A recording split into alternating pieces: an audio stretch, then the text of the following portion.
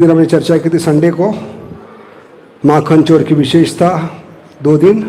उसके बाद हमने एक विषय शुरू किया था दामोदर लीला क्यों शुरू हुई थी। लगातार भगवान की माखन चोरी की शिकायत सुनकर यशोदा माई ने क्या सोचा था, मुझे खुद एक व्यक्तिगत सेवा करनी होगी। तो भगवान की व्यक्तिगत सेवा क्यों करनी चाहिए, इसका महत्व बहुत ही विस्तारित रूप में हमने आप लोगों को बताया था। 3 उदाहरण बताए थे, 4 उदाहरण। ब्रह्मा जी ने खुद सेवा नहीं ली, इसलिए ब्रह्म लीला में वो भ्रमित हो गए और भगवान की परीक्षा लेने की शैतानी कर बैठे। उसके बाद महाप्रभु खुद कैसे भगवान जगन्नाथ बलदेव सुभद्रा के राज सिंहासन को अपने हाथों से व्यक्तिगत सेवा करके मार्जन किए, क्योंकि महाप्रभु आचार्य है, अपने जीवन से सिखलाने के लिए है भक्तों को कैसे व्यक्तिगत सेवा करनी चाहिए, इसका उदाहरण प्रस्तावित किया है। उसके बाद हमने चर्चा की माधवेंद्रपुरी जी इतने बूढ़े अवस्था में, वृद्धावस्था में 3 बार सपने में जब गोपाल जी आए तो चंदन उनके माध्यम से वो अपने शरीर को लगाना चाहते थे। तो माधवेंद्रपुरी जी खुद चंदन लेने के लिए चले गए। अपने शिष्यों को या अपने बाकी लोगों को चंदन लाने के लिए उन्होंने नहीं कहा, खुद गए वृद्धावस्था में इतनी तकलीफ उठाकर। उसी प्रकार साधक को भी अपनी भगवान की सेवा जो है, विशेष करके इस्कॉन में बाकी सभी सेवा दूसरों से करवा सकते हैं, पैसे देकर, कमीशन देकर, परसेंटेज देकर, लेकिन श्रवण कीर्तन ये सेवा हमें व्यक्तिगत करनी होगी, क्योंकि लोगों को भाड़े पे नहीं लगा सकते। हाँ, इसलिए यशोदा माई मंथन कर रही है, ऐसे मन का मंथन करना है तो हमें खुद करना होगा। हरे कृष्ण कृष्ण कृष्ण हरे हरे, हरे राम राम। उसके बाद हमने बहुत ही विस्तारित रूप में भागवतम 10वें स्कंद 9वां अध्याय 1 श्लोक चर्चा किया। एकदा का मतलब क्या है, पूरा लेक्चर 1 घंटे का 1 शब्द पे था। एकदा का मतलब है दीपावली के दिन और ब्रह्म मुहूर्त में। दीपावली के दिन क्यों चुना है, क्योंकि हम कितने भी बिजी हो, व्यस्त हो, कोई भी फेस्टिवल हो, कोई भी उत्सव हो, हमें बहाना नहीं बताना है कि मैं आज जप नहीं कर पाया। समझ गए। सुबह उठकर हमें खुद अपनी सेवा व्यक्तिगत पहले निभानी है, ये बताने के लिए शब्द आता है एकदा। दीपावली का दिन चुना है और कोई दिन नहीं चुना, क्योंकि हम साधारणतः इस्कॉन में क्या बताते हैं, आज फेस्टिवल था, आज घर में इतना काम था, बहुत बिजी था, व्यस्त था। ये बहानेबाजी नहीं चलेगी। ये साधकों को सिखाने के लिए यशोदा माई क्या कर रहे हैं, सुबह सुबह दीपावली के दिन बैठी है और ब्रह्म मुहूर्त में। ब्रह्म मुहूर्त का मतलब क्या है, गोपाल उठने से पहले आज पहले उठी है, क्योंकि गोपाल एक बार उठ गया तो कुछ काम करने नहीं देगा। ऐसे में क्या सिखला रहे यशोदा माई, एक बार भौतिक जगत जाग गया गोपाल के समान तो आपका जप इम्पॉसिबल। इसलिए भौतिक जगत जागने से पहले हमें हमारी व्यक्तिगत सेवा भगवान के प्रति पूरी करने का प्रयास करना चाहिए। वो ब्रह्म मुहूर्त समय, समझ गए। ये बहुत ही विस्तारित रूप में हमने चर्चा की। तो यशोदा माई ने सब दासियों को अगले दिन की सेवा में लगाया था। अगला दिन क्या था, इंद्र पूजा थी, क्योंकि भगवान अभी 3 साल 2 महीने के, अभी तक गोवर्धन लीला शुरू नहीं हुई, गोवर्धन पूजा। इसलिए अगले दिन का फेस्टिवल क्या था, इंद्र पूजा, उसमें लगाया था। जबकि गोपाल ने बलराम जी और रोहिणी माता को भी काम को लगाया था। उनको कहाँ भेजा था, मामा के घर, मामा बनाकर, ताकि इस दामोदर लीला में कोई बाधा ना आए। अगर रोहिणी माता होती और बलराम जी होते तो किसी भी हालत में यशोदा माई को भगवान को डांटने नहीं देते, पकड़ने नहीं देते और बांधने नहीं देते। समझ गए। ये दामोदर लीला इम्पॉसिबल थी अगर ये 2 लोग घर में होते। इसलिए 2 लोगों को भगवान ने काम को लगाया था। आप रहोगे तो ये लीला आगे नहीं बढ़ेगी, इसलिए आप कहाँ जाओ, मामा के घर जाओ। तो मामा बनाकर दोनों को भेजा था। ये भी चर्चा की। उसके बाद हमने यहाँ पर प्रवचन को विराम दिया था। अभी यशोदा माई माखन बनाने के लिए क्यों बैठी है, खुद क्यों बैठी है, और मंथन का रहस्य क्या है, हरीश्वरी बता रहे। दृष्ट्वापि विश्वम अखिलम ही हरो विशुद्ध चित्तो अपि पूर्व दृढ़ संस्कृति वासितात्मा तत्तद गुणान कलंतम पुनर्एव कर्मा सक्तो भवति अलम इहाजनी मान ऐशा। मान ऐशा का मतलब है, मेरा ये दृढ़ कहना है कि दृष्टवापि, भले यशोदा माई ने पिछले दिन ही मृद भक्षण लीला में भगवान के मुंह में भगवान की भगवत्ता दिखी है, ऐश्वर्य देखा है, इसके बावजूद भी उसके क्या से है, पूर्व दृढ़ संस्कृति संस्कार क्या है, भले भगवान है, कल मुझसे उसने भगवत्ता दिखाई है, ऐश्वर्य दिखाया है, इसके बावजूद भी ये मेरी जिम्मेदारी है कि अपने पुत्र को सुधारने का कार्य मेरा है, जिम्मेदारी मेरी है। ये मतलब है पूर्व दृढ़ संस्कृति वासितात्मा। भले उसका चित्त शुद्ध हुआ है, पिछले दिन ही उसको भगवान ने विश्व दर्शन दिया है, विश्व रूप दिया, अपने मुख में पूरी भगवत्ता दिखाई है, इसके बावजूद भी वो पूर्व दृढ़ संस्कार लेकर हाथ में अभी क्या पकड़ी है, रस्सी पकड़ी है। गुणों को पकड़ना पड़ता है। हाँ, ऐसे यहाँ पर बताते हैं कि यशोदा माई को साधारणतः भगवान का दर्शन होने के बाद जीवात्मा शुद्ध होता है, शुद्ध होने के बाद उस स्तर पे आने के बाद भौतिक कार्य करने की जरूरत नहीं, तीन गुणों के प्रभाव में आने की जरूरत नहीं, लेकिन फिर भी यशोदा माई को गुणों को पकड़ना पड़ा। गुण यानी रस्सी। रस्सी को क्यों पकड़ना पड़ा? क्योंकि उसके पूर्व दृढ़ संस्कार उसको मजबूर किए हैं फिर से रस्सी पकड़ने के लिए। ऐसे हमारे पूर्व दृढ़ संस्कार हमें फिर से क्या करते हैं, भौतिक कार्य करने के लिए मजबूर करते हैं। ये बताने का प्रयास करें यशोदा माई। समझ गए? भले हमने 16 माला किए, लेकिन अगर हम निरंतर जप नहीं करेंगे, 16 माला के बाद जैसे ही बाहर निकलेंगे बिलबोर्ड देखेंगे, बिलबोर्ड देखने के बाद क्या होगा, फिर से मन हमारा क्या होगा, मलिन हो गया। जप करके हमें शुद्ध होए, लेकिन निरंतर न जप करने के कारण जैसे ही बाहर निकलते हैं, जैसे हमारी दृष्टि जाती है बिलबोर्ड पर, तो हमारा चित्त फिर से मलिन होता है। उस समय हमें फिर से भौतिक कार्य में लगना पड़ता है। ये बताने का प्रयास करें। इसलिए क्या बता रहे, जब तक जीवात्मा निरंतर जप नहीं करेगा, वो तीन गुणों के प्रभाव में बार बार आता रहेगा। इसलिए महाप्रभु ने क्या बताया, तृणादपि सुनीचे न तरोरी व सहिष्णुना अमानी न मान देना कीर्तनीय सदारी। क्योंकि प्रभुपाद बताते हैं, जब तक आप श्रवण कीर्तन में हो तब तक आप क्या है, मुक्त पुरुष हो। आपको तीन गुण नहीं पकड़ेंगे, यमराज नहीं पकड़ेंगे। तीन गुण कभी पकड़ते हैं जीवात्मा को, जब वो भगवान को भूल जाता है। भूलिया तुम्हारे संसारे भीतरे, कृष्ण भूलिया जीव भोग वांछा करे, निकटस्थे माया झपटिया धरी। और यहाँ तो भगवान का पूरा दर्शन हुआ है यशोदा माई को। पिछले ही दिन भगवान ने पूरा विश्व दर्शन दिखाया, अपनी भगवत्ता दिखाया, अपना ऐश्वर्य दिखाया, उसका चित्त शुद्ध हो चुका है। चित्त शुद्ध होने के बाद भी क्या होता है, अगर हम अखंड भगवान का स्मरण नहीं करें, चिंतन नहीं करें, तो फिर से गुणों के प्रभाव में हम आ सकते हैं।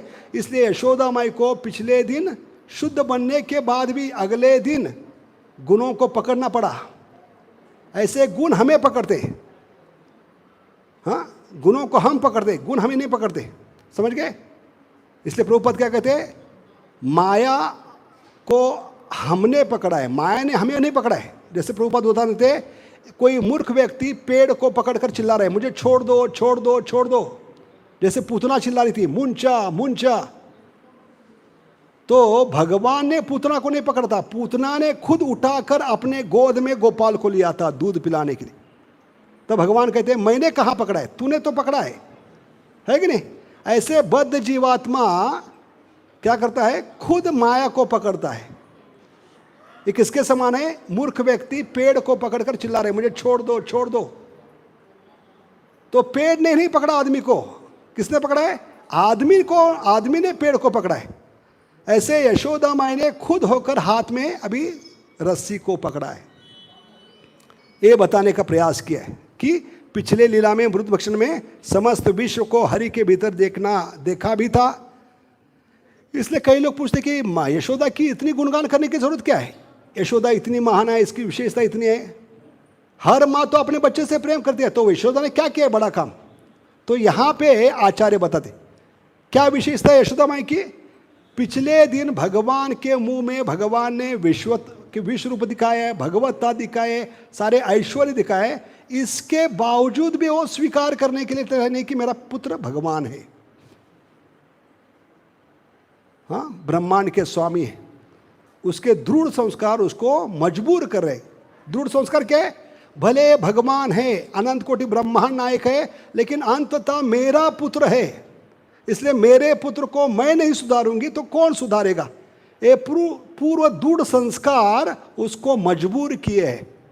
इसलिए प्रभुपाद लिखते हैं, हमारे पूर्व दृढ़ संस्कार ही हमें बार बार गुणों को पकड़ने के लिए मजबूर करते हैं।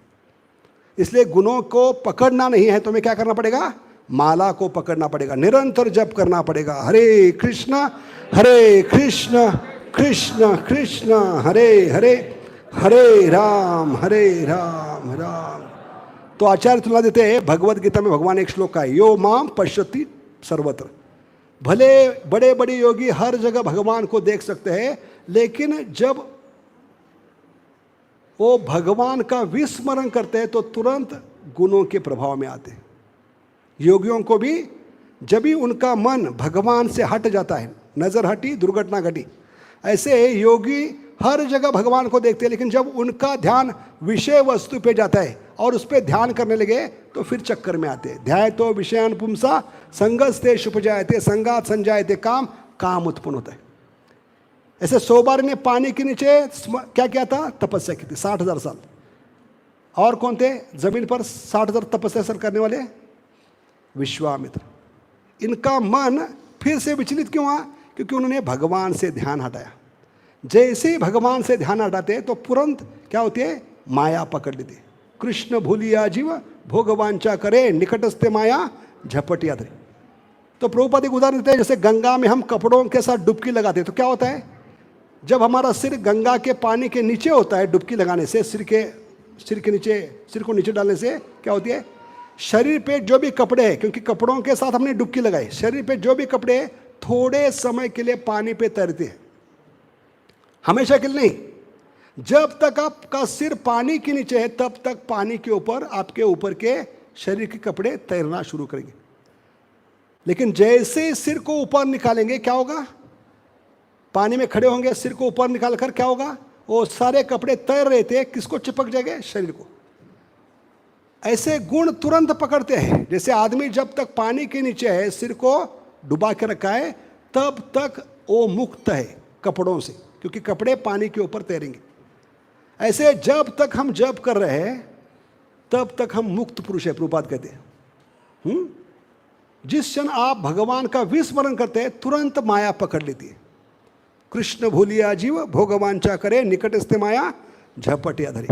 इसलिए प्रभुपाद कहते हैं हमें निरंतर जप करना चाहिए, क्योंकि भगवान के नाम में और कथा में माया प्रवेश नहीं कर सकती।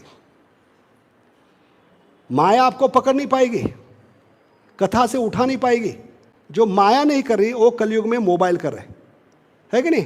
कथा में हमने उठते नहीं, कभी उठते हैं जब मोबाइल की रिंग बजते हैं तो उठना पड़ता है। जैसे कभी कभी किसी माँ का बच्चा कथा में रोता है तो सबकी नज़र जाती है, किसका बेटा रो रहा है, किसका बच्चा रो रहा है। तो अपनी इज्जत बचाने के लिए माँ क्या करते हैं? वो बच्चे को लेकर बाहर जाती है और उसका चुम्बन लेकर लुल्लू करके उसका कहते हैं साइलेंट हो जा, क्यूट हो जा, बहुत क्यूट है, थोड़ा म्यूट भी हो जा, हाँ मेरी इज्जत मत निकाल। इस प्रकार उसको साइलेंट करके उसको अंदर आना पड़ता है। समझ गए? ऐसे कलयुग में जो यमराज नहीं कर रहे वो मोबाइल कर रहे हैं। यमराज कथा से आपको बाहर उठा कर नहीं लेके जाएंगे, लेकिन जो मोबाइल है अगर साइलेंट मोड पे नहीं गया तो क्या होगा? वो आपको बाहर ले जाए। और कथा से बाहर जाने से क्या होगा? अगर मृत्यु आएगी तो फिर गति भगवत धाम की नहीं होगी। लेकिन अगर कथा में हम ध्यान पूर्वक सुन रहे हैं तो यमराज भी वहाँ बैठेंगे, क्योंकि यमराज जी को यमलोक में कथा सुनने का अवसर नहीं मिलता। तो खुद को भाग्यवान समझते हैं। किसी को पकड़ने के लिए आते हैं, यमदूत पकड़ने के लिए यमराज, वो खुद कथा में बैठते हैं। इस बंदे के कारण हमें कथा का अवसर मिल रहा है। तो ये तो भाग करके नहीं जाएगा, भाग भाग कर कहाँ जाएगा? मेरी मुट्ठी में है। तो जब तक कथा चल रही है वो उसको पकड़ते नहीं, लेकिन जैसी कथा होगी वो बाहर जाएगा तो पकड़ेंगे। समझ गए? ऐसे गुण पकड़ते हैं।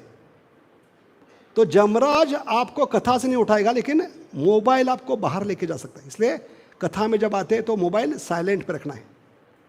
नहीं तो मोबाइल को लेकर जाना पड़ेगा, क्योंकि सबकी नज़र जाएगी किसका मोबाइल बच रहा है, तो सब लोग मन में गाली देंगे, क्योंकि ये कथा के प्रति अपराध है।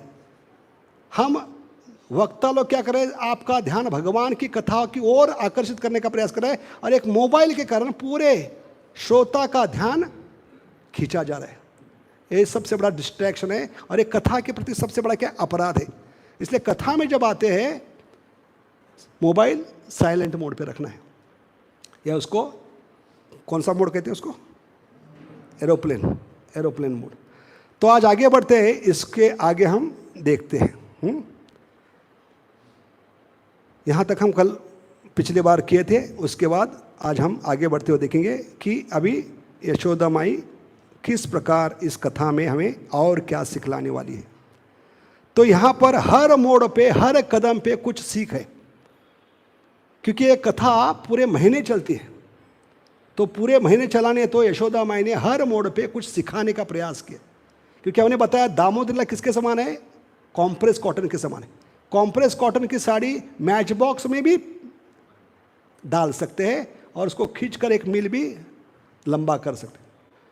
तो भगवान की लीला होती है एक, इसके लिए छोटे बच्चों के लोग सुना लेंगे नहीं। हमारी गलत धारणा क्या भारत में, रामायण महाभारत भगवान कृष्ण की लीला ये बच्चों को सुलाने के लिए, रात को नहीं। आचार्य कहते हैं बच्चों को सुलाने के लिए नहीं, बड़े लोगों को जगाने के लिए, क्योंकि इससे हमें सीखना है। ये सीख क्यों आवश्यक है, क्योंकि हम भगवान के साथ संबंध प्रस्थापित करना चाहिए। कथा चौथे स्तर पे होती है, नाम रूप गुण लीला, समझ गए। तो कथा का बीज है नाम। जब तक साधक इस कथा का संबंध बीच से ढूंढ के नहीं निकालेगा, तब तक भगवान के साथ संबंध प्रस्थापित नहीं होगा। और जब तक संबंध प्रस्थापित नहीं होगा, तब तक अभिधेय भक्ति की विधि शुरू नहीं होगी।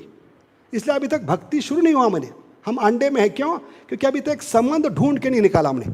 हर कथा का संबंध भगवान के नाम के साथ क्या है, ये ढूंढने से भगवान की कथा, भगवान का नाम मीठा लगेगा, और तब भगवान मीठे लगने लगे। क्योंकि हम कथा में क्यों आते हैं, मुझे क्या सीखना है, मुझे क्या मिलेगा। वही कथा हम बार बार 20 साल से उसी एंगल से, उसी दृष्टिकोण से, उसी टीका के माध्यम से सुनेंगे तो क्या होगा, वो बोरिंग होगा। क्योंकि भगवान का नाम है नव यौवनम, तो कथा भी नव यौवन होना चाहिए। हमें अलग अलग दृष्टिकोण से सोचने का प्रयास करें। इसलिए भगवान ने जितने भी महान भक्त हैं उनको अपना दर्शन देकर उनके मन में ये टीकाएं स्फुरित क्या के मैनिफेस्ट किए, स्फुरित किए। क्योंकि आचार्य ही भगवान के दिल तक पहुंच सकते हैं, उनके मन तक पहुंच सकते हैं। इसलिए रूप गोस्वामी के बारे के रूप गोस्वामी पाद के बारे में क्या बताया, हाँ, श्री चैतन्य मनोभीष्टम स्थापितम एन भूतले। ऐसे आचार्य भगवान के मन को जान सकते हैं, और भगवान उनको प्रेरणा देकर उनके मन में ऐसी टीकाएं स्फुरित करते हैं, तब जाकर वो लिखते हैं। अपनी मन की बात नहीं लिखते हो, क्योंकि भगवान ने किसी ना किसी लोक में, किसी ना किसी युग में इस प्रकार से भी लीला की है। ये भगवान बताने का प्रयास करते हैं उस टीका के माध्यम से, क्योंकि भगवान को वैरायटी चाहिए, है कि नहीं। तो भगवान को वैरायटी चाहिए, तो अलग अलग दृष्टिकोण से, अलग अलग एंगल से, अलग अलग तरीके से वो सेवा क्या कर सकते हैं, लीला प्रस्तुत कर सकते हैं। अगर हम एक ही एंगल से सोचेंगे तो धीरे धीरे लीला के प्रति जो आकर्षण है वो कम होता जाए। इसलिए आचार्य इस दामोदर लीला पे मैक्सिमम, ज़्यादा से ज़्यादा आचार्य ने टीका लिखी। और इस्कॉन में इतना मटेरियल है, 2 महीने अगर रोज सुबह शाम भी कथा करेंगे दामोदर की, खत्म नहीं होगी, क्योंकि हर मोड़ पे कुछ सिखाने का प्रयास किया। ऐसे भगवान ने समुद्र मंथन लीला में हर मोड़ पे देवताओं को, असुरों को मदद किया, तब ये समुद्र मंथन लीला हुई। नहीं तो देवताओं में और असुरों में कोई ताकत नहीं थी समुद्र मंथन करने की। ऐसे भगवान ने दामोदर लीला में यशोदा माई के माध्यम से साधकों को कुछ सिखाने का प्रयास किया, और जितना सीखेंगे और जितना जल्दी उस कथा का संबंध हर मोड़ पे साधक नाम जप में ढूंढने का प्रयास करेगा, तब भगवान के नाम में रुचि आएगी। समझ गए? क्योंकि ये प्रोजेक्ट हमें लेना है। ये प्रोजेक्ट जो लेगा उसको भक्ति में आगे बढ़ने का अवसर मिलेगा। तो हमेशा ये प्रोजेक्ट हमें लेना है, हर भगवान की कथा है, उसका संबंध नाम से क्या है, क्योंकि नाम ही प्रकट करता है। अनावृत्ति शब्दार्थ का है, जो शास्त्र में आखिरी सूत्र है वो है अनावृत्ति शब्दार्थ। Everything begins with sound vibration. तो भगवान की ऐसी कोई लीला नहीं जो ध्वनि से उत्पन्न होती। इसलिए साधक जितने जल्दी इस कथा का संबंध नाम से जोड़ेगा, उसका नाम जप अच्छा होगा, उसको नाम में रुचि आएगी, क्योंकि वो भगवान के साथ संबंध जोड़ने का प्रयास करे, और तब जाकर उसको कथा मीठी लगेगी, वो कथा में प्रवेश कर सकता है और उसको आनंद आएगा। तो इसको कहते हैं कथा में डुबकी लगाना। समझ गए? क्योंकि हम समंदर किनारे खड़े रहेंगे तो बनी हुई मछली मिलेगी, घुटने तक साहस करके हम समंदर में उतरेंगे तो जिंदा मछली जाल डालकर पकड़ सकते। लेकिन कोई एक्सपर्ट है जो अंदर गोते मारता है समुद्र के, जितने गहराई में जगह उतने अनमोल हीरे मिलेंगे। और हीरे है हरे कृष्ण कृष्ण कृष्ण हरे हरे, हरे राम राम राम। तो पिछले 2 प्रवचन में हमने दशम स्कंद 9वां अध्याय पहला और दूसरा श्लोक चर्चा की। अभी आज तीसरा श्लोक करेंगे। दशम स्कंद 9वां अध्याय तीसरा श्लोक। अभी यहाँ पर यशोदा माई का बहुत ही सुंदर वर्णन सुखदेव महाराज करे। बहुत ही सुंदर वर्णन, किस प्रकार यशोदा माई एक गिरवे वस्त्र पहनकर, सज धज कर, नहा धा कर वो किस में आई है? भगवान के सेवा में आई। तो क्षौमम वास का मतलब है केसरिया कलर की साड़ी, पीली साड़ी पहनकर है। पृथकटी तते बिभ्रति सूत्र नंदद का मतलब है अपने स्थूल कमर पे कमरदानी बंदी है। और क्या करे? अपने पुत्र के स्नेह के कारण उसके शरीर से दूध अपने आप बह रहा है, इसलिए उसकी साड़ी गीली हो गई है। और क्या करिए? ये सब पहनकर वो क्या करिए? रज्वाकर्षणम भुज चलत कंकनो कुंडले च। यहाँ पर क्या बताए कि अपने पुत्र के प्रति वो क्या करे? व्यक्तिगत सेवा करने जा रही। यशोदा माई मथनी को अपने रस्सी से खींचने के लिए काफी परिश्रम कर रहे। तो यहाँ पे परिश्रम शब्द कहाँ आती है इस श्लोक में? रज्वाकर्षकम श्रम भुज चलित, मतलब है उसके हाथ क्या कर रहे? श्रम कर रहे हैं। क्योंकि मंथन करते समय क्या करना पड़ता है? हाथों को आगे पीछे खींचना पड़ता है।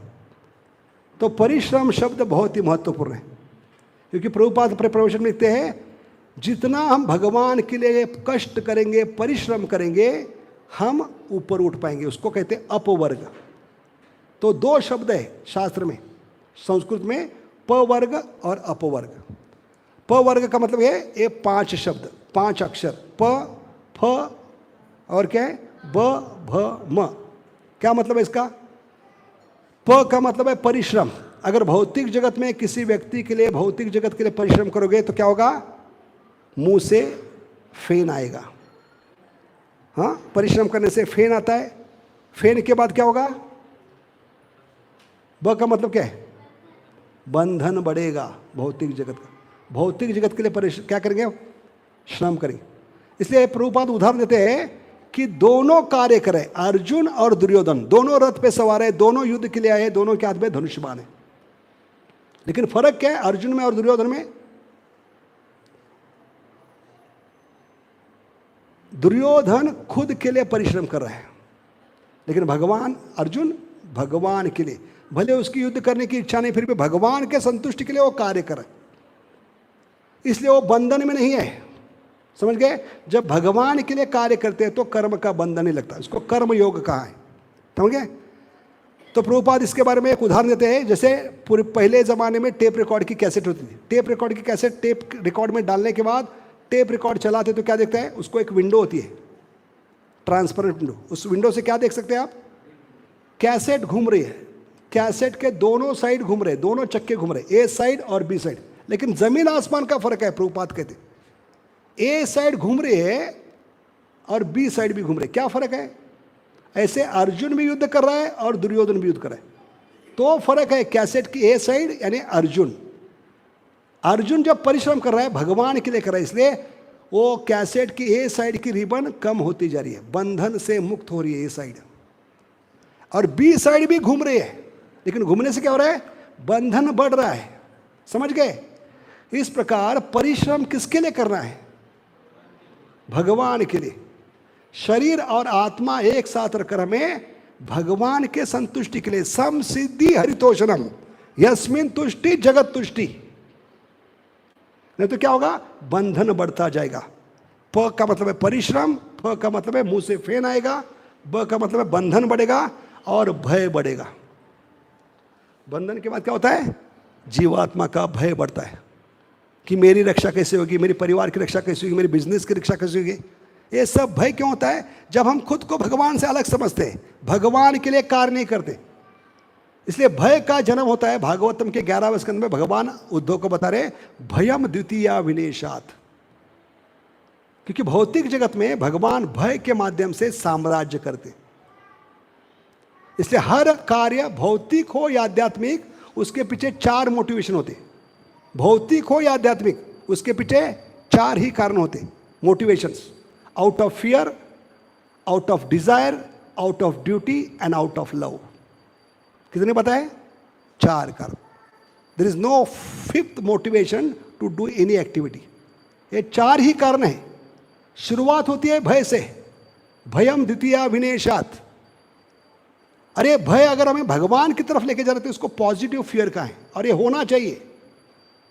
जैसे हम माला क्यों पकड़ते हैं? क्योंकि प्रवचन में आकर ब्रज कृष्ण प्रभु बताते कि माला नहीं करोगे तो नरक जाओगे, तुरंत माला पकड़ते हैं भय के कारण। तो शुरुआत अच्छी है कि नहीं? भौतिक जगत में क्या होता है? भय आता है तो तुरंत सिगरेट पकड़ते, टेंशन। तो ये फर्क है भक्त और अभक्त में। भय में किसका आश्रय लेते? भगवान का या भौतिक जगत का? ये तय करेगा भक्त है या भक्त है। समझ गए? भौतिक जगत में क्या होता है? जितना टेंशन, जितना एंग्जाइटी, जितना भय, उतने गलत रास्ते को स्वीकार करते। इसलिए नौजवान क्या करते हैं? भय उत्पन्न होता है, टेंशन होता है, तुरंत सिगरेट, कान से, नाक से, मुंह से धुआं निकलते, जैसे शरीर को रेलवे इंजन बनाया। और थोड़ा टेंशन बढ़ता है, एंग्जाइटी बढ़ता है, फियर बढ़ता है, दारू की बोतल। और एंग्जाइटी, टेंशन बढ़ता है, वेश्या का संग। तो degree of shelter increases as the fear increases. लेकिन भौतिक जगत में ये होता है, लेकिन आध्यात्मिक जगत में क्या होता है? जितना भगवान का आश्रय लेंगे उतने भय से मुक्त होंगे। भज हुरे मना श्री नंदन नंदन अभय चरणारिंद्र। और इस पर टीका करते हुए प्रभुपाद लिखते हैं, when you hear you are near to your most dear and there is no fear. क्या कहते हैं Prabhupada? When you hear you are near to your most dear and there is no fear. इसलिए भक्ति कान से शुरू होती है, सबूत है। हियर, नियर, डियर, फियर, इसमें कॉमन क्या है? ईयर। समझ गए? इसलिए प्रभुपाद ने नाम दिया इस कान से सुनो तो भय निकल जाएगा। हरे कृष्ण कृष्ण कृष्ण हरे हरे, हरे राम और भय के बाद मृत्यु। तो यह सीक्वेंस है। जब परिश्रम इस भौतिक जगत के लोगों के लिए करते हैं, भौतिक जगत के लिए करते हैं, तो इस चैनल के अंदर आपको जाना पड़ेगा। आप किसके समान हैं? अभिमन्यु के समान हैं। अंदर घुस रहे, बाहर निकलना मुश्किल होगा। जैसे अश्वत्थामा, किसको मालूम था कौन अंदर घुस गया था चक्र में? अभिमन्यु। अंदर जाना मालूम है हमें, लेकिन बाहर निकलना मालूम है। लेकिन भक्ति सिखलाते हैं, अगर यही कार्य भगवान के संबंध में करेंगे तो क्या होगा? इस चक्र से बाहर निकल सकते, इसके ऊपर उठ सकते। इसलिए इसको क्या है? ऊपर उठने को लोग कहते हैं अप का मतलब है अपवर्ग। अप का मतलब है अपवर्ग, ऊपर उठोगे इस वर्ग से। कौन सा वर्ग है? प फ ब। हाँ, ये वर्ग से आप उठोगे परिश्रम से। कैसे? परिश्रम अगर भगवान के बारे में करेंगे और भगवान के लिए फेन निकालेंगे तो क्या होगा? भगवान की प्रसन्नता के लिए करें तो क्या होगा? आप बंधन से मुक्त हो जाएंगे, भय से मुक्त हो जाओगे और मृत्यु से। इसलिए शायद इसको क्या कहते हैं? अपवर्ग कहते हैं। तो इस प्रकार यशोदा माई सबसे बड़ी चीज लेकर बता रही है कैसे कर्म योग करना है, हर चीज भगवान के संतुष्टि के लिए कैसे करना है, हर कार्य में भगवान का नाम कैसे जोड़ना है। और ये प्रैक्टिकल करके माता ने दिखाया है, तब जाकर लाला ने गीता में अर्जुन को बताया माम अनुस्मर युद्ध च। तो जो भी भगवान ने सिखाए माँ से सिखाए, जो भी गीता के बोल है प्रैक्टिकल करके दिखाया है माँ ने। माम अनुस्मर युद्ध च ये श्लोक कभी बोल पाए कुरुक्षेत्र के युद्ध पे, जब उनको याद आई माँ ने हर कार्य मेरा गुणगान करते हुए किया था। समझ गए, माम अनुस्मर, तभी आपकी जीत होगी। तो माँ ने प्रैक्टिकल कर दिया है और बेटे ने थ्योरी बताएगी तभी, समझ गए क्योंकि ये बोल वचन है। दूसरा श्लोक कौन सा है कि हर कार्य में जो कमी होगी मैं त्रुटियां भर दूंगा अगर मेरा स्मरण करोगे। कौन सा श्लोक है? योगक्षम वहां में अनन्य चिंतो माम ये जना पर्युपस्थ। अभी ये श्लोक सिर्फ यशोदा माई को 100% नहीं 108% लागू होता है, क्योंकि सुबह ब्रह्म मुहूर्त से लेकर शाम तक वो अनन्य भावना से करे। अनन्य भावना का है भले भगवान है इसने मुझे भगवत्ता दिखाई है, लेकिन मैं उसकी माँ हूं, अगर मैं उसको सुधारूंगी नहीं तो और कौन सुधारेगा। इस अनन्य भावना से वो लगी है। तो क्या बता रही है? Our constant loving endeavour is going to attract all attract. ये सूत्र यशोदा माई बता रही। अनन्य चिंतन का मतलब क्या है? ये सूत्र बता रही है। जब जीवात्मा किसी कार्य में सफलता चाहिए, भगवान का ध्यान आकर्षित करने की ताकत सिर्फ जीवात्मा में।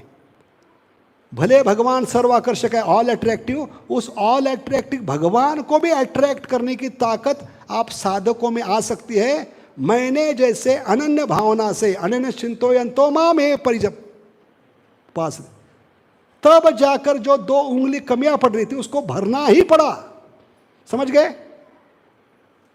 उंगलियां पूरी होने का कारण क्या है? अनन्य भावना। Our constant loving endeavour is going to attract all attract. हमारा प्रयास पहली उंगली है। वो प्रयास कैसे होना चाहिए? सातत्य से प्रेम भरा प्रयास, अवर कॉन्स्टेंट लविंग एंडेवर। तब भगवान वो पूरा ही करेंगे, क्योंकि भगवान ने वचन दिया है और भगवान का वचन शास्त्र का खाली नहीं जाएगा। योगक्षेम वहाम्य क्या हुआ? 2 उंगलियां कम पड़ रही थी, क्यों पूरी हुई? तो पहला तो प्रश्न है उंगलियां कम क्यों पड़ रही थी?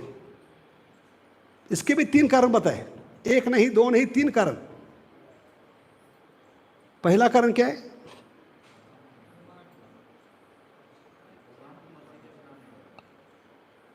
गुण। रस्सी को गुण कहते हैं। अभी गुण के 3 अर्थ बताया आचार्य ने, कितने गहराई बताई दिखे। भगवान को बांधने के लिए रस्सी क्यों पड़ भी गई, इसके 3 कारण। गुण के 3 अर्थ बताए। पहला अर्थ क्या है? गुण का मतलब है रस्सी। ये रस्सियां कम क्यों पड़ रही थी? पहला कारण है, वो कहते हैं कि ये तो छोटी छोटी रस्सी थी गाय बछड़े को बांधने के लिए। ये छोटी छोटी रस्सी भगवान का क्या बिगाड़ सकती है? इस छोटी रस्सी से कैसे बंधे जाएंगे लाला?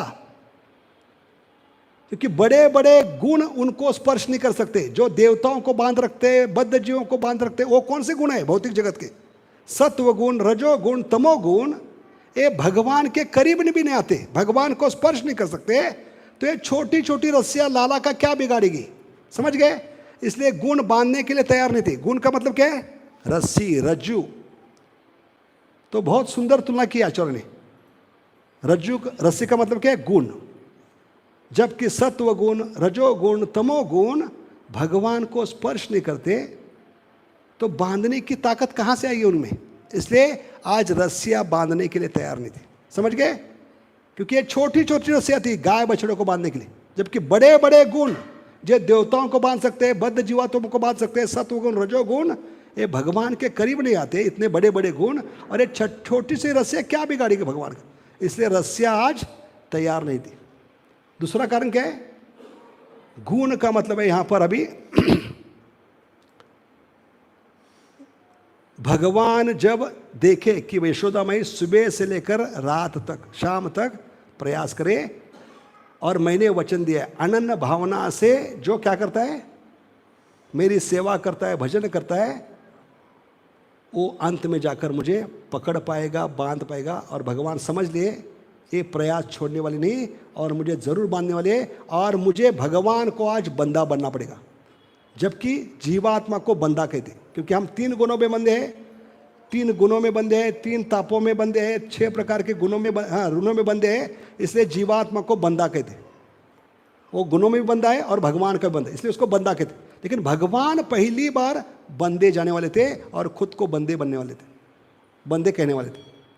तो भगवान शर्म के मारे कि मैं भगवान होने के बाद भी आज बंदा बनने जाने वाला हूँ, बंदा होने जाने वाला हूँ, तो शर्म के मारे वो नीचे देख रहे थे, यशोदा माई की तरफ देख नहीं पा रहे थे। तो आचार्य कहते जब भगवान की शर्म के मारन गर्दन नीचे झुक गई थी तो पेट पे पड़ रही थी, और पेट पे क्या हो रहा था? रस्सी बांधने का प्रयास चल रहा था। तो शर्म के मारे भौतिक कर रहे हैं, लेकिन भगवान उस रस्सी पे निरंतर नजर डाल रहे थे। और आचार्य क्या कहते हैं? भगवान की एक भी नजर किसी वस्तु पे, व्यक्ति पे पड़ती है तो वो मुक्त हो जाता है, वो मुक्त पुरुष है। समझ गए? क्योंकि हमारे जीवन का उद्देश्य क्या है? भगवान की कृपा कटाक्ष, कारुण्य कटाक्ष। और रस्सी कितनी भाग्यवान थी, इसलिए दामोदर अष्टक में क्या कहते हैं? उस रस्सी को नमन कर रहे जिसपे भगवान निरंतर नजर डाल रहे। हम कितने भाग्यवान गए, एक बार भी भगवान की नजर हम पे पड़ेगी, कारुण्य कटाक्ष, कृपा कटाक्ष। लेकिन वो रस्सी का भाग्य क्या है? जब भगवान शर्म के मारे अपने पेट की तरफ देख रहे थे, नीचे झुककर, आंखों को, पलकों को झुकाकर, तब नजर उनकी निरंतर रस्सी पे पड़ रही थी। तो रस्सी का कितना भाग्य है? नमस्ते सुदामने स्फुरत दीप्तामने, इसलिए उस रस्सी को नमन कर रहे हैं। क्योंकि रस्सी कोई मृत व्यक्ति नहीं, चीज नहीं, वो वस्तु नहीं, व्यक्ति क्या नहीं, चीज नहीं। आध्यात्मिक जगत में हर एक वस्तु क्या है? व्यक्ति है, उसको भावना होती है। समझ गए? उस रस्सी को भी भावना है, क्योंकि भगवान निरंतर देखने के कारण वो अभी मुक्त हो चुकी है। क्योंकि भगवान पेट की तरफ देख रहे हैं और रस्सी पे निरंतर नजर जा रही है, और वो रस्सी अभी भगवान की नजर निरंतर पड़ने से मुक्त हो गई। क्योंकि एक बार भी नजर पड़ती है तो जीवात्मा वस्तु मुक्त होती है भगवान की, और यहाँ पर निरंतर भगवान की नजर पड़ रही है। तो आप लोग बताइए, वो रस्सी अभी मुक्त है कि बंदी है? मुक्त पुरुष है। और किसके कारण वो मुक्त हो गई है? भगवान के कारण। तो रस्सी कह रही है, मैं कैसे नमक हराम बन सकती हो? मुझे नमक हरा क्या बनना है? हलाल बनना है। जिनके कृपा से आज मैं मुक्त हो गई हूँ, उस भगवान को कैसे बांध सकती हूँ? इसलिए रस्सी बांधने के लिए तैयार नहीं। समझ गए? इतना गहरा मतलब दिया आचार्य ने। रस्सी क्यों बांधने के लिए तैयार नहीं? जिनके कृपा से आज मैं मुक्त हो चुकी हूँ, आने वाली पीढ़ियां मेरा गुणगान करेंगे आखिरी पंक्तों में, नमस्ते स्तुदामने स्फुरत दीदामने, इनकी कृपा से हूं। और कोई भी मुक्त पुरुष किसी को बंधन में देखना नहीं चाहता। समझ गए? अरे रस्सी मुक्त हो गई, इसलिए वो किसी भी हालत में भगवान को बांधने के लिए तैयार नहीं। ये दूसरा कारण है। समझ गए? तो प्रश्न उठता है यहां पर कि फिर भी भगवान कैसे बंधे गए? तो गुण के 2 अर्थ बताए। गुण का पहला अर्थ क्या था? सत्वगुण, रजोगुण, तमोगुण, इतने बड़े बड़े गुण भगवान को स्पर्श नहीं कर सकते। तो एक गाय बांधने की, बछड़े बांधने की छोटी रस्सी क्या बिगाड़ सकती? इसलिए रस्सी बांध नहीं पा रही थी। दूसरा क्या मतलब बताया गुणों का? रस्सी पर भगवान की निरंतर पड़ रही है नजर, और वो मुक्त हो गए। और मुक्त पुरुष दूसरों को बंधन में देखना नहीं चाहता। और ये मुक्त किसके कारण हुई है? भगवान के कारण। वो नमक हराम कैसे बन सकती है? उसको नमक हलाल बनना है आज। इसलिए रस्सी किसी भी हालत में तैयार नहीं थी। और ऊपर से भगवान की इच्छा शक्ति तैयार नहीं थी। भगवान क्या सोचना चाहते थे? कि ब्रह्मा के एक दिन में आता हूं ब्रज में। क्यों आता हूं? क्योंकि गोलोक में, वैकुंठ में 24/7 पूरा युगों युगों तक मेरी पूजा होती है, अर्चा होती है, घंटी बजती है, भोग लगते हैं, स्तुति होती है, गुणगान होती है। ये सुनकर पक जाता हूँ, ऊब जाता हूँ। इससे थोड़ा राहत प्राप्त करने के लिए मैं ब्रज में आता हूँ। यहाँ गाली खाने के लिए, डांट खाने के लिए, फटकार खाने के लिए, हाँ, रोने के लिए, पकड़े जाने के लिए, बंधे जाने के लिए मैं आता हूँ। क्योंकि वैकुंठ में, गोलोक में मुझे कोई डांटता नहीं, कोई फटकारता नहीं। वहाँ की स्तुति सुनकर मुझे एलर्जी होती है, उल्टी होती है, और उल्टी करने के लिए मैं वही कितने आता हूँ, ब्रज में आता हूँ, सब बाहर निकालने के लिए। क्योंकि यहाँ पे डांटने वाला कोई है, पकड़ने वाला है, फटकारने वाला है, रुलाने वाला है। इसलिए यशोदा की महानता क्या है? और किसी माँ ने जो साहस नहीं किया वो यशोदा ने किया। ना कौशल्य ने किया, ना देवकी माता ने, और कौन माता सच्ची माता ने किया है, ना किसी माता ने किया है।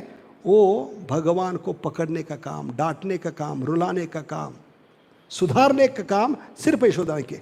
किसके बावजूद? जबकि पिछले दिन ही सारी भगवत्ता दिखाई है, अपना ऐश्वर्य दिखाए, मैं भगवान हूं दिखाने के बाद भी एक करने वाली एकमात्र है, वो है यशोदा। बोलो यशोदा माई की।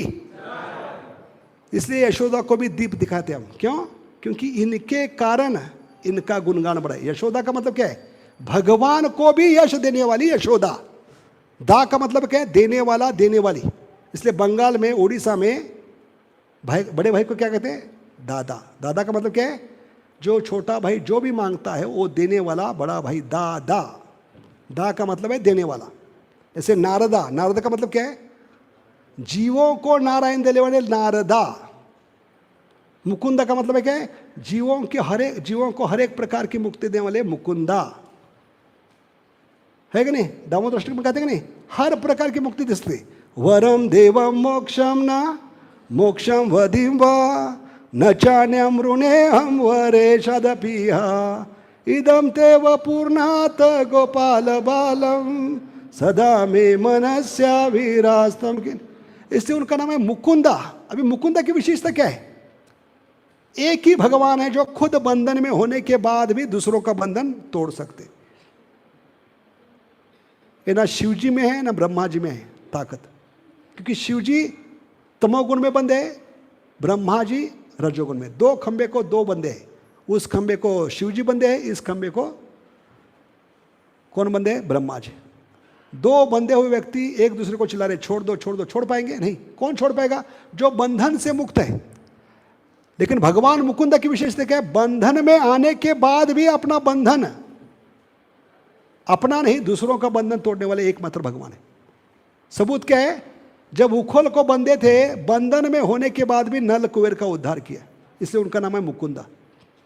समझ गए? प्रश्न आता है कि भगवान ने नल कुबेर का उद्धार दामोदर लीला में क्यों किया? उसके पहले क्यों नहीं किया? भगवान कितने साल के अभी? 3 साल 2 महीने के। जब से अवतार ले नंद बाबा के आंगन में आए हैं तब से उन पेड़ों को देख रहे हैं। और बच्चों का बड़ा शौक क्या होता है? सबसे बड़ी आंगन में पेड़ों के साथ गोल गोल घूमना, उनको पकड़कर उन पे पत्थर मारना, उनके नीचे खेलना। 3 साल 2 महीने से उनके साथ है। लेकिन आज ही उन्होंने इन वृक्षों का उद्धार क्यों किया है? ये प्रश्न उठता है। क्या करने? भगवान ने दीपावली का दिन ही क्यों चुना है? दामोदर लीला क्यों चुनी? इनका उद्धार करने के लिए। क्योंकि आज खुद बंधन में है। जब खुद बंधन में आए तो दूसरों का बंधन का तकलीफ मालूम हो गया। इसलिए गाना है, हिंदी गाना, मेरा दुख कितना कम है दुनिया में कितना गम है। सुना है कि नहीं? ये गाना यहाँ से आता है। दुनिया में कितना गम है, मेरा गम कितना कम है। ये भगवान ने बोला है उधर है कि नहीं? मैं आज एक दिन सुबह से शाम तक बंधन में हूं तो इतनी तकलीफ हो रही है। अरे बेचारे सदियों से बंधन में है, कितने तकलीफें होंगे। तो जब खुद पे गुजरी तब दूसरों का बंधन इनको याद आ गया। तब तक याद नहीं आया तो इतने भोले नहीं, बहुत ही चालू है समझ गए? जब खुद बंधन में आए तो बंधन की पीड़ा पता चली, तब जाकर उनकी नजर गई, तब नारद जी का वचन याद आ गया। समझ गए? इस प्रकार भगवान उन पेड़ों का उद्धार करने के लिए तैयार है। इसलिए उनका नाम मुकुंद है, क्योंकि खुद बंधन में होने के बाद भी दूसरों का बंधन तोड़ने वाले सिर्फ मुकुंदा है। बोलो मुकुंद भगवान की। और यहां पे आचार्य बताते इसलिए साधु भी भले खुद का उद्धार नहीं कर पाता लेकिन वो दूसरों का उद्धार करने का प्रयास करता है। ये सबूत है कि वो भगवान की परंपरा में। ये शक्ति कहां से आती है? भले साधु खुद का उद्धार नहीं कर पाता, लेकिन दूसरों के भले के लिए, उद्धार के लिए ज़्यादा प्रयास करता है। भले उसमें कंडीशन होती है, बद्धता होती है, इसके बावजूद भी भगवान के वचन वो व्यासासन पे बैठ के दोहराता है। उसको प्रवचन कहते हैं। प्रवचन क्यों देता है? ऐसा नहीं कि उसने पूरा जीवन में उतारा है, वो प्रयास कर रहा है खुद को मुक्त करने का। लेकिन ये शक्ति कहाँ से आती है? भगवान से। जैसे भगवान ने खुद बंधन में होने के बाद भी दूसरों का बंधन तोड़ दिया, ऐसे साधु भगवान के वचन दोहराने से वो मुकुंदा से शक्ति उसको आती है। तब जाकर वो खुद बंधन से बाहर नहीं निकलता, लेकिन दूसरों को बंधन से निकालने का प्रयास करता है। समझ गए? तो ये दूसरा कारण है। अब ये उंगली पूरी कैसी हो गई? इसमें भी गुण का तीसरा मतलब बताए। पहला मतलब क्या था? गुण का रस्सी। सत्वगुण, रजोगुण, तमोगुण ये भगवान को स्पर्श नहीं कर सकते, तो ये छोटी छोटी रस्सियाँ भगवान का क्या बिगाड़ी? इसलिए रस्सियाँ तैयार नहीं थी। और ऊपर से भगवान की इच्छा थी कि ब्रह्मा के एक दिन में 999 दिव्य युग के बाद एक दिव्य युग में ब्रह्मा के दिन में आता हूँ। एक दिव्य युग का मतलब कितना है? 1000 साल, 1000 दिव्य युग। एक दिव्य युग का मतलब कितना है? सत्ययुग, त्रेता युग, द्वापर युग, ये 4 मिलकर एक दिव्य युग। ऐसे 1000 दिव्य युग ब्रह्मा जी का एक दिन। तो उसमें 1000 दिव्य युगों में से एक दिव्य युग में, यानी बाकी 999 युगों में भगवान नहीं आते। नारायण आते, विष्णु आते और अवतार आते। सिर्फ ब्रह्मा के एक दिन में 1.3.28 एते चाम सकला पुंस कृष्णस्तु भगवान से। समझ गए? और उसमें भी वो भगवान क्या सोच रहे?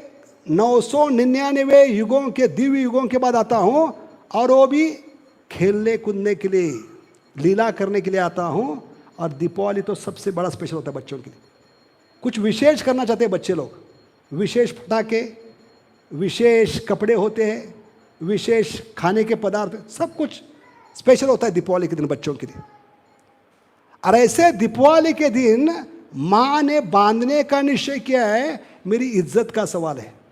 अगर आज बंधा जाऊंगा तो बाकी दोस्त कहेंगे अरे सरदार ही पकड़ा गया, आज दीपावली का मूड खराब कर दिया, है कि नहीं? दीपावली में बहुत कुछ करना था भगवान को, और उसी दिन यशोदा माई ने पकड़ा उनको, उसी दिन उनको बांधने का प्रयास करे।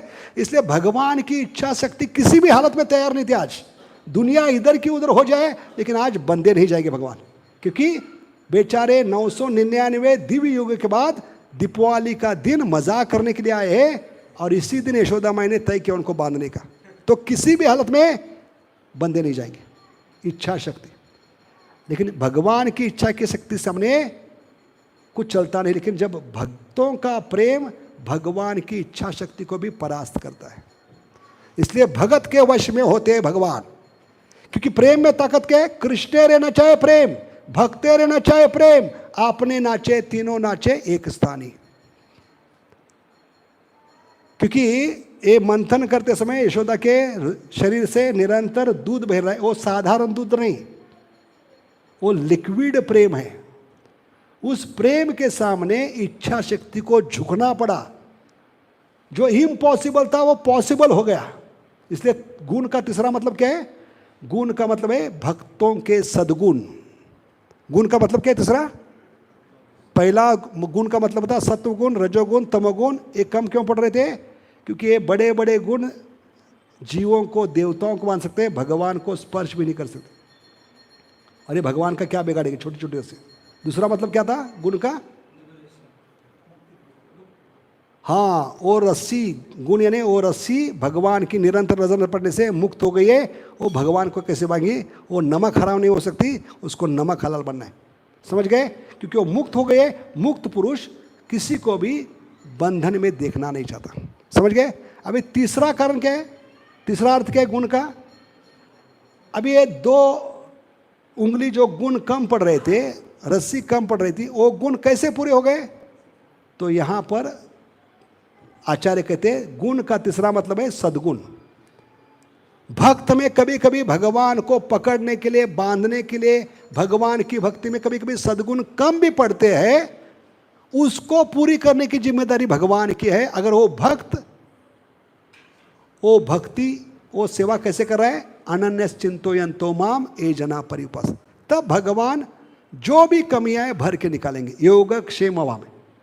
इसलिए 108% यशोदा माई इस श्लोक में फिट होती है। तब जाकर भगवान ने बताया है मुझे पकड़ना है, बांधना है तो यशोदा माई से सीखो। तब जाकर एक गीता में श्लोक बताया, प्रैक्टिकल सब कुछ यशोदा माई ने करवाया है। ये लेसन हमें साधकों के लिए है, समझ गए? ये श्लोक ऐसे ही नहीं बोला है, उसका प्रैक्टिकल अनुभव किया है। ये मेरी माँ ने किया है, आपके जीवन में भी ये करोगे तो आप मुझे पकड़ पाओगे, बांध पाओगे अपने हृदय में। क्योंकि हम जप कर रहे हैं वो भी रस्सी के समान है, जप माला भी रस्सी के समान है। वो कम क्यों पड़ रहे हैं? हमारी बद्धता के कारण, हमारी कंडीशनिंग के कारण, हमारे मन को भटकने के कारण। हम जो भी गलत तरीके से जप कर रहे हैं उसके कारण 2 उंगली कम पड़ रहे हैं, भगवान को हमारे हृदय में बांध नहीं पा रहे। लेकिन यशोदा माई के समान हम लगे रहेंगे सातत्य से, प्रेम से। और ये श्लोक भी दिया है 10.10 यशोदा का लोग होता है, तेषाम सतत युक्ता नाम भजतामृत।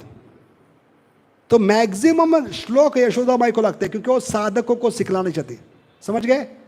इसलिए यशोदा माई क्या सिखला रही है कि अगर सातत्य से, प्रेम से और तीव्रता से आप प्रयास करोगे तो भगवान आपको बुद्धि देंगे, या भगवान जो कमियां हैं पूरी करेंगे। अननिश्चिंतोयंतमाम ये जना परिपस। इसलिए गुण का मतलब यहाँ ठिकाने यहाँ पर क्या है? तीसरा मतलब क्या है गुण का? सद्गुण। समझ गए? सद्गुण कभी कभी भक्त के कमी पड़ती है, भक्ति के कार्य में, भगवान को प्रसन्न करने में। वो सद्गुणों को पूरा करने की जिम्मेदारी भगवान की है। क्योंकि भक्त ने, साधक ने हफ्ता भरा है, हफ्ता भरने के बाद LIC आपकी जिम्मेदारी लेते, योगक्षेम में, है कि नहीं? तो हमें हफ्ता क्या भरना है? रोज अनन्य भावना से जप करना है, हरे कृष्ण कृष्ण कृष्ण हरे हरे, हरे राम राम तो बहुत ही महत्वपूर्ण है। ये 3 अर्थ बताए गुण के। तो पहले 2 गुण है, क्यों बांध नहीं पा रहे थे रस्सियां, लेकिन वही गुण अचानक कैसे पूरे हो गए? सातत्य से प्रेम भरा प्रयास। Our constant living endeavour is going to attract all attractive. भगवान कभी आकर्षित होंगे? अनन्य भावना से हम जप करेंगे, और कोई भावना नहीं। अनन्य का मतलब है सिर्फ और सिर्फ भगवान की खुशी के लिए। जितना खुद के खुशी के लिए करेंगे वो खुद खुशी होगी। हाँ, वो एक ही उपाधि लेकर बैठी है, मैं अंततः इसकी माँ हूं। ऐसे जप में एक उपाधि लेकर बैठना है, अंततः मैं भगवान का सेवक हूं, जीवेर स्वरूप होए कृष्णेरी नित्यदास। इसलिए कथा में जब आते हैं भगवान के नाम में, सारी उपाधियां चप्पल स्टैंड पे उतार के आना है कि नहीं? मंदिर में आते दर्शन के लिए क्या करते हैं? चप्पल लेकर आते हैं, चप्पल पहन के आएंगे, जूता पहन के आएंगे तो जूता खाएंगे हम, है कि नहीं? इसलिए जूते उतार के आना है। ऐसे कथा में जब आते सारी उपाधि जूतों के समान है। मैं ये हूँ, वो हूँ, मैं फलाना हूँ, वो है, ये सब रोड के उस साइड में, रोड के उस साइड में आप VIP है। क्या है? VIP का मतलब वेरी इंपॉर्टेंट पर्सन। लेकिन रोड के इस अंदर आते, भगवान के एरिया में आते, कंपाउंड में आते, VIP का अर्थ उल्टा होता है। VIP का मतलब है वेरी इनसिग्निफिकेंट, मैं तुच्छ भगवान का सेवक हूँ। तब भगवान की कथा कान में प्रवेश करेगी। तो उपाधि आपको सुनने को नहीं देगी। इसलिए हम जप में देखते हैं, जप में माला क्यों गिरती है कभी कभी? कौन बताएगा? जैसे अर्जुन के हाथ से गांडीव धनुष क्यों गिरा? जबकि अर्जुन ने प्रतिज्ञा की थी। हम सब कलयुग के अर्जुन हैं, हमारा गांडीव धनुष है हमारी जप माला, वो क्यों नीचे गिरती है? जबकि अर्जुन ने प्रतिज्ञा की थी, कोई भी अगर मुझे गांडीव धनुष को जमीन पर रखने के लिए मजबूर करेगा उसको मैं नाश कर दूंगा। लेकिन उसके खुद के हाथ से गांडीव गिरा है, कभी गिरा है? कौन बताएगा? युद्ध चालू होने के पहले। ऐसे युद्ध चालू के पहले खराटे मारते, झपकी मारते हैं, डोले डोले गोरा चांद क्यों होता है? क्योंकि वो उपाधियां लेकर बैठते हैं। जैसे अर्जुन ने क्या कहा? मुझे देखना है कौन युद्ध के लिए है। इसमें फंस गए अर्जुन। अभी सब आए हैं युद्ध के लिए, तो आए हैं, अभी क्या देखना है? देख देकर क्या देखोगे? क्योंकि हमें पता है देखने की खुजली हमें, अगर कुत्ता रास्ते पे भौंकता है तो हम देखते नहीं, लेकिन वही सर्कस में आदमी कुत्ते का आवाज निकालते तो 500 रुपए का टिकट निकल के जाते। ये खुजली है जीवात्मा की। तो ये देखना असुरों का काम है। असुरों ने भी देखा भगवान को, लेकिन मारने का प्रयास किया। इसलिए झगड़ा जब होता है हमारा, क्या कहते हैं, तुझे देख लूंगा, या मतलब तुझे खत्म कर दूंगा। तो देखने की विधि नहीं हमारी, समझ गए। और ये गलती अर्जुन कर बैठा, मुझे देखना है। अभी युद्ध के लिए आए, वो भी युद्ध के लिए, क्या देखना है अभी, सब तो तय हो गया है। शांति दूत पर कर मैंने प्रयास किया, सब दिखाने का प्रयास किया, विश्व रूप भी दिखाया, कुछ फर्क नहीं पड़ा। अभी क्या देखोगे, लेकिन जिद कर बैठा अर्जुन, मुझे देखना है कौन आया है। सैन्य और उभयरो मध्य रथम स्थापितम अच्युता। तो भगवान ठीक है, रथ लेके गए, किसके सामने खड़ा कर दिया जानबूझकर, भीष्म, द्रोण और दुर्योधन, जानबूझकर अर्जुन की खुजली पूरी करने के लिए। देख, क्या देखना चाहते, देख कौन है भीष्म, कौन है तुम्हारे, तो क्या कहना है, ये तो मेरे पितामह है। देख द्रोण, कौन है तुम्हारे, ये तो मेरे गुरुवर्य है। देख दुर्योधन को, कौन है, मेरा भाई है। और यहां पे अर्जुन और अंदर फंसता गया, क्योंकि खुद को उपाधियों से समुद्र है। भीष्म कौन है, मेरे पितामह है, उपाधि जोड़ दी, इसमें फंस गया। द्रोण कौन है, मेरे गुरु है। दुर्योधन कौन है, मेरा भाई है। ये उपाधियों से संबोधित करने के कारण कांपने लगा। ऐसे जब के समय हम उपाधियों को त्याग करने बैठेंगे तो हम भी कांपेंगे, समझ गए। माया के साथ युद्ध नहीं कर पाएंगे। जितनी भी उपाधियां त्याग कराना है। यही कारण था अर्जुन के हाथ से धनुष गांडीव क्यों गिर गया, क्योंकि उसने गलती की, अपने आप को उपाधियों से संबोधित किया है। मेरे पितामह, मेरे गुरु, मेरा भाई, समझ गए। तब उसके रोमटे खड़े हो गए, हाथ कांपने लगे, पसीना छूट गया। ऐसे जब के समय हमारी हालत होती, समझ गए। जितना उपाधियों से संबोधित करेंगे उतना तकलीफ होगा, बीट बैग उठाना उतना कठिन होगा। 16 शब्द बोलना, हरे कृष्ण कृष्ण कृष्ण हरे हरे, हरे राम राम। इसलिए भक्ति रसामृत में क्लियरली बताया रूप गोस्वामी जी पाद ने, क्या बताया, सर्व उपाधि विनिर्मुक्तो। क्योंकि जो सत्संग में आएगा, भगवान के नाम में जप में आएगा, वो कलयुग की डेटी वर्शिप कर रहा है। ऐसे डेटी वर्शिप में हम जाते हैं, कितने लोग ब्राह्मण हैं, अंदर जब जाते हैं तो डायरेक्ट भगवान को स्पर्श करते हैं। बाहर से आकर पहले हाथ पैर धोना पड़ता है, उसके बाद हाँ ऊपर का वस्त्र पहन कर जाना पड़ता है, और जाकर क्या लिखना पड़ता है, आचमन, चम्मच लेकर बैठना है, और कई मंत्रों का उच्चारण करते हैं। उसको कहते हैं भूत शुद्धि। क्या कहते हैं, भूत शुद्धि। क्या हम सब भूत हैं, मनुष्य योनि को भूत का है, क्योंकि उसकी अतृप्त भावना है, इच्छा, इसलिए उसको भूत। भूत कौन है, जिसकी अतृप्त भावना है, इच्छा, उसको भूत कहते हैं। इसलिए मनुष्य जीवन को भूत योनि का है, समझ गए।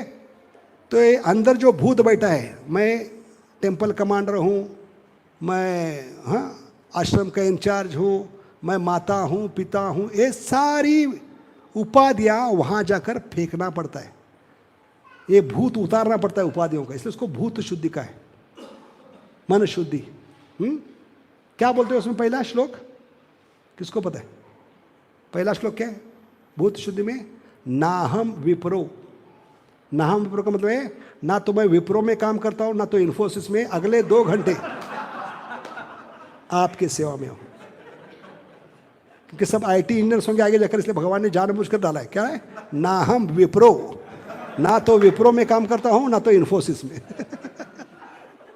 अगले 2 घंटे आपके कंपनी में काम करना, तब जाकर आप भगवान को स्पर्श करते हैं। ऐसे जब भक्तों के संग में कथा सुनने के लिए आएंगे जब, तो ये कलयुग की डेटी वर्शिप है। माला को स्पर्श करने पहले हमें ये सब भूत शुद्धि करनी पड़ती है, समझ गए। तब जाकर माला को स्पर्श कर सकते हैं, उच्चारण कर सकते हैं 16 शब्द, हरे कृष्ण कृष्ण कृष्ण हरे हरे, हरे राम राम। इसलिए सर्व उपाधि विनिर्मुक्तम बहुत ही महत्वपूर्ण। ऐसी सारी उपाधि त्याग कर, पिछले दिन की सारी यादें भुलाकर, भले इसमें भगवान है, भगवत्ता है, इसमें सारा दिखा सकता है, लेकिन अंततः मेरा पुत्र है, ये भावना होनी चाहिए, अनन्य भावना। साधकों का क्या सीखना है? एक ही भावना लेकर आए, जीवेर स्वरूप होए कृष्ण रितस। जितनी उपाधि लेके आएंगे वो उपाधि आपको क्या करेगी? तकलीफ देगी। जैसे आप टेम्पल कमांड रहे और आपके सामने आपका मंदा जिसको आपने प्रचार किया है जप में उठकर जा रहे हैं, तो क्या होगा? उसको देखकर आपकी सारी भावनाएं, इच्छाएं उजागर होगी। ये जब से मेरे संपर्क में आया है कुछ ना कुछ गड़बड़ करता है, तो पूरी हिस्ट्री याद आ गई, जब याद नहीं आएगा। जब जो बोल रहे हैं वो सुन नहीं पा रहे हैं।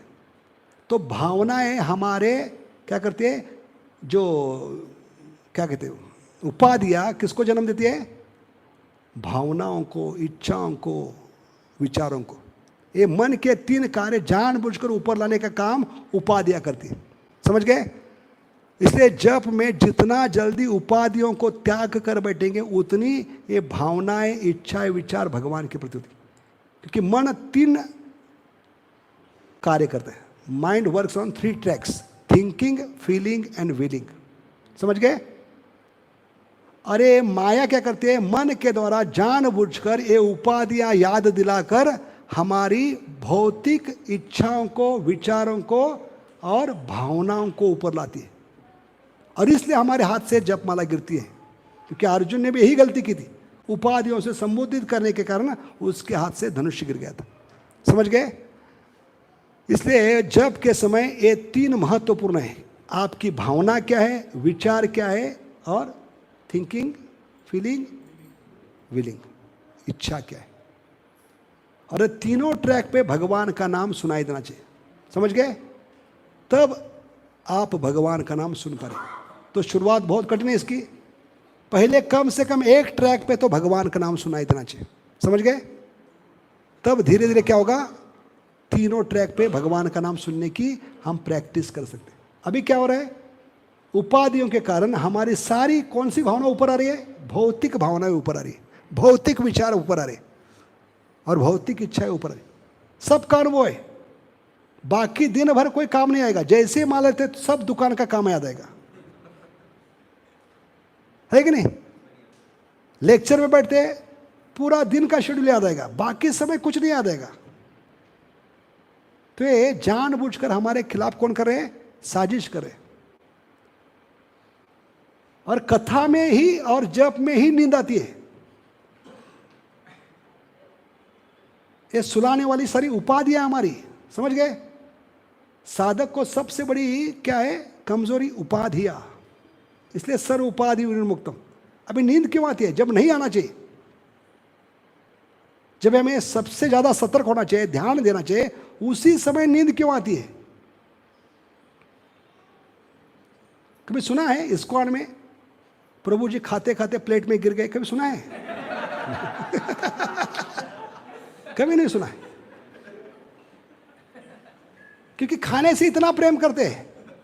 कितना प्रेम करते हैं? भले आप कुंभकर्ण की बाप भी हो, कथा में खराटे मार रहे, इतना जोर से आवाज आ रहा है, लेकिन जब अंत में बोला जाता है शील प्रभुपाद की जय, महाप्रसादे गोविंदे, आप कितने भी बड़े कुंभकर्ण के बाप न हो, आप जाग जाते। क्योंकि मालूम है अगर लेट जाऊंगा तो प्रसाद नहीं मिलेगा। तो इतना प्रेम करते हैं। इसलिए भक्तों के लिए 2 मंत्र होते हैं, भक्तों को जगाने के लिए और सुलाने के लिए। भक्तों को सुलाना है तो ओम नमो भगवते वासुदेवाय, है कि नहीं? बड़े बड़े सोते हैं इसमें, ये मंत्र से इतनी ताकत है इसमें। ओम नमो भगवते, जैसी कथा शुरू गई भागवतम, तो नींद की गोली है। इसलिए कई प्रभुपाद के शिष्य जो नींद के भी से तकलीफ में थे, बीमारी थी नींद की, उनको नहीं रहती, वो भागवत में आकर बैठते, कहते इतना बढ़िया दवाई हमने देखा नहीं। इतना सुला देता है ओम नमो भगवते वासुदेवाय। और बड़े बड़े नमाज पढ़ना शुरू करते हैं, हाथ में माला देने के बाद कथा में बैठे कहते नहीं। समझ गए? तो इतना ये है, इसमें ताकत है। क्योंकि ये क्या करता है? हमें सुला देता है। क्योंकि हमें इच्छा नहीं है भगवान की सुनने की। हमें क्या लगता है उस व्यक्ति का क्यों सुनो जिसके कारण मैं सड़ रहा हूं भौतिक जगत में। तो भगवान के प्रति इतनी हमारे अंदर जहर भरी है, द्वेष भरा है, वो आपको सुला देता है। समझ गए? तो भक्तों को सुलाने के लिए यह मंत्र है, ओम नमो भगवते वासुदेवाय। अपने आप सो जाओगे आप। और भक्तों को जगाना है तो महाप्रसादे गोविंदे। समझ गए? तो नींद क्यों आती है? जब नहीं आनी चाहिए। भौतिक जगत में लोग गाते हैं मुझे नींद ना आए, नींद ना आए। हीरोइन के पीछे भागता कि नहीं, मुझे नींद ना आए, नींद ना आए। लेकिन आध्यात्मिक जगत में, इस्कॉन में क्या देखते हैं? हम भगवान के पीछे भाग रहे हैं, मुझे नींद क्यों आए, नींद क्यों आए। तो इसके भी 3 कारण बताते हैं आचार्य। कितने कारण हैं? 3 कारण हैं। क्योंकि हम परिश्रम खुद के लिए कर रहे हैं, खुद के शरीर के लिए कर रहे हैं। जितना शरीर के लिए परिश्रम करोगे वो आपको सुला देगा। तो नींद आने के 3 कारण हैं। पहला कारण क्या है? वास्तविक हम भगवान से प्रेम नहीं करते। अभी यशोदा माई सुबह से शाम तक मंथन करे, कभी नींद आई है उसको? कोई श्लोक है? यशोदा माई झपकी मार रही थी, डुलकी मार रही थी, बेचारी थक गई थी? नहीं।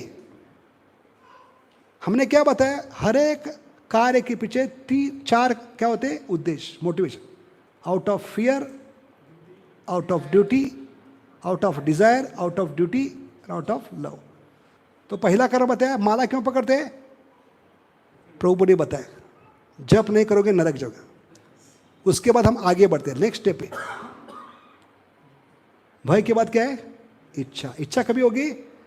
जब मधुसूदन प्रभु बाकी मैनेजमेंट मिलकर क्या करेंगे? भक्तों के लिए रोज कथा में प्रसाद देंगे। राम नाम जपा करो, हलवा पूरी सफा करो। अरे बेटे सॉरी। तो जितना बढ़िया प्रसाद है, पनीर भुर्जी, पनीर मक्खन वाला, तो कहेंगे बेचारे इतने सालों से खिला रहे, चलो ये भी क्या याद करेंगे, इनकी इच्छा के लिए 4 माला कर लेते। तो इच्छा उत्पन्न होती है। अच्छा बढ़िया प्रसाद, अच्छी यात्रा, ये जीवात्मा में इच्छा पैदा करते हैं। लेकिन इच्छा भी इतना अच्छा स्तर नहीं। उसके बाद प्रभु जी, ब्रज कृष्ण प्रभु पकड़कर या प्रभु जी पकड़कर अपने गुरु महाराज के सामने करते, 5 साल इससे बेचारा रोज मंगल आरती रहे, जब कर इसको दीक्षा दे दो। अभी दीक्षा के बाद गुरु ने आपके गले में माला डाली है, हाथ में माला दी है, अभी करते हुए बुद्धि जागृत होती है। तो out of duty you start working, doing जपा। लेकिन ये तीनों स्तर पे माला छूट सकती है। कौन सी स्तर पे माला छूटने की नहीं? जब भगवान के खुशी के लिए करोगे, आउट ऑफ लव। सबसे ऊंची प्रेम सगाई। समझ गए? इसलिए इस स्तर पे आने का हमें प्रयास करना चाहिए। ए यशोदा माई सिखला रही, सुबह से लगे है बेचारी, लेकिन प्रेम है। प्रेम है तो नींद नहीं आएगी। समझ गए?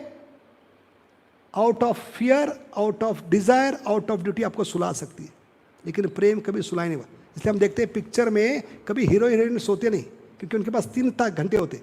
कब सोएंगे, कब खाएं, खाना पीना भूल जाते वो लोग। समझ गए? ऐसे प्रेम होगा तो हमें नींद नहीं आएगी।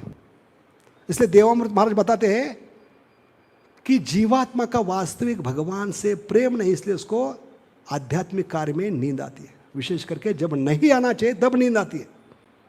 जब में नींद क्यों आती है? बाकी दिन नींद नहीं आएगी।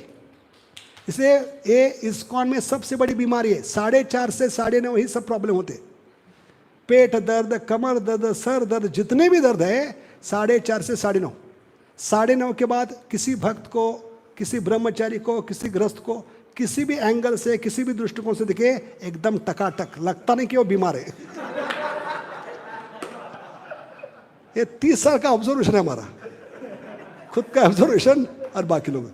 किसी भी एंगल से देखो, कोई नहीं कहेगा ये बीमार है। तो ये बीमारी 4:30 से 9:30 क्यों होती है? कौन सुला रहा है हमें? क्योंकि वास्तविक प्रेम नहीं है।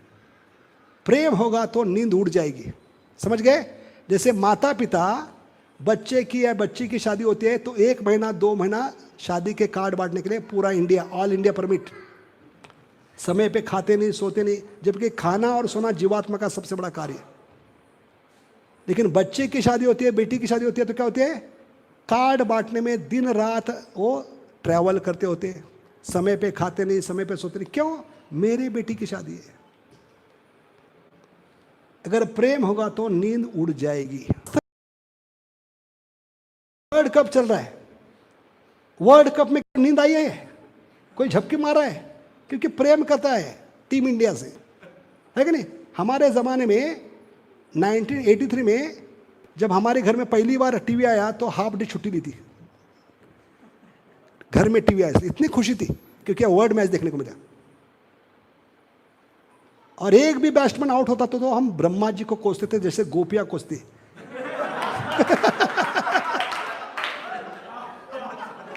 आपने पलके क्यों बनाई? आपको सृष्टि बनाने नहीं आते, आप रिटायर हो जाओ। इतने गाली देते ब्रह्मा को, क्योंकि पलक झपकने के कारण तेंदुलकर आउट हो गया, पलक झपकने के कारण गावस्कर आउट हो गया। कितना प्रेम करते थे। उस रात को हम गोस्वामी बनते थे, निद्रा हर विहारस्य, नींद की कोई गुंजाइश नहीं। रात को 2 बजे उठते थे, न्यूजीलैंड ऑस्ट्रेलिया, समझ गए? तो ये बतलाता है अगर प्रेम करते हो तो नींद नहीं आएगी, इसलिए प्रेम से करना चाहिए। तेषाम सतत युक्ता नाम भजताम प्रीतिपूर्वक, ये पहला करना है, वास्तविक प्रेम नहीं। प्रेम होगा तो कभी नींद नहीं आएगी। किसी चीज़ से प्रेम करते हैं, किसी कार्य से, उसमें नींद नहीं आती। जैसे कि खाने की, कितना प्रेम करते हैं। कोई भक्त आज तक गिरा नहीं प्लेट में खाते खाते, इतना प्रेम करते खाने से कि नहीं। लेकिन वही हाथ में माला देते तो बार बार नमाज पढ़ते, अल्लाह हो अकबर बोलना बाकी है। ये हालत क्यों है? प्रेम नहीं है। दूसरा कारण क्या है? 4:30 से 9:30 ही नींद क्यों आती है? क्योंकि शरीर में जो भी इंद्रिया है, मन बगावत करता है। इनकलाब जिंदाबाद। क्योंकि जब से हरे कृष्णा बना है सब कुछ बंद कर दिया, अभी इसको बंद कर देंगे। टीवी बंद, न्यूज़पेपर बंद, हाँ, पार्टी बंद, चाय कॉफी बंद, प्याज लहसुन बंद, क्या क्या बंद करवा रहा है, इसको ही बंद करवा देंगे। सब साथ में आते हैं, जीना हराम कर दिया इसने हमारा। करोड़ों जन्म से चल रहा था हमारा मजा पार्टी, अचानक हाथ में माला ली इसने, पूरा उल्टा पलट कर दिए, उत्पात मचा दिया है। तो इसके मॉर्निंग प्रोग्राम में हम उत्पात मचाएंगे। तो 4:30 से 9:30 दीपावली सीजन होता है। साधक के लिए ज़्यादा से ज़्यादा क्या होता है? प्रोडक्शन टाइम 4:30 से 9:30 ब्रह्म मुहूर्त। उसमें ही ये लोग हमारी मांगे पूरी करो। अभी वर्कर कभी जाते स्ट्राइक पे? जब उनको मालूम है दीपावली सीजन है, मालिक को प्रोडक्शन की जरूरत है, तभी जाएंगे। क्योंकि मालिक उनकी तरफ देखेगा भी नहीं बाकी समय। अभी इस समय स्ट्राइक नहीं करेंगे तो हमारी मांगे कभी पूरी नहीं होंगी। इसलिए 4:30 से 9:30 दीपावली सीजन है जीवात्मा के लिए, ब्रह्म मुहूर्त। सबसे ज़्यादा प्रोडक्शन, सबसे अच्छा काम आप करने वाले। तो शरीर फैक्ट्री के समान है, आचार्य बताते। किसके समान है? और फैक्ट्री में कभी होती है स्ट्राइक, कभी होती है एक वर्कर आने से नहीं। कितने वर्कर चाहिए प्रभु जी? कम से कम यूनियन बनाने के लिए 10 लोग साथ में आना चाहिए। एक आदमी बगावत करेगा तो स्ट्राइक नहीं होगा। इंडस्ट्रियल लॉ क्या है? Labour law. कम से कम 10 कामगार साथ में आना चाहिए। और शरीर में कामगार है 5 कर्मेंद्रिय, 5 ज्ञानेंद्रिय। कितने? 5 कर्मेंद्रिय, 5 ज्ञानेंद्रिय। एक कहते जीना हराम कर दिया इसने, कुछ खाने नहीं देता, कुछ देखने नहीं देता, हर चीज़ में कहता है ये नहीं करना है, वो नहीं करना है। तो ये सारे कामगार आते हैं एक साथ, और किसको यूनियन लीडर बनाते हैं? मन को। मन भी कहता है तुम लड़ो, हम संभालेंगे।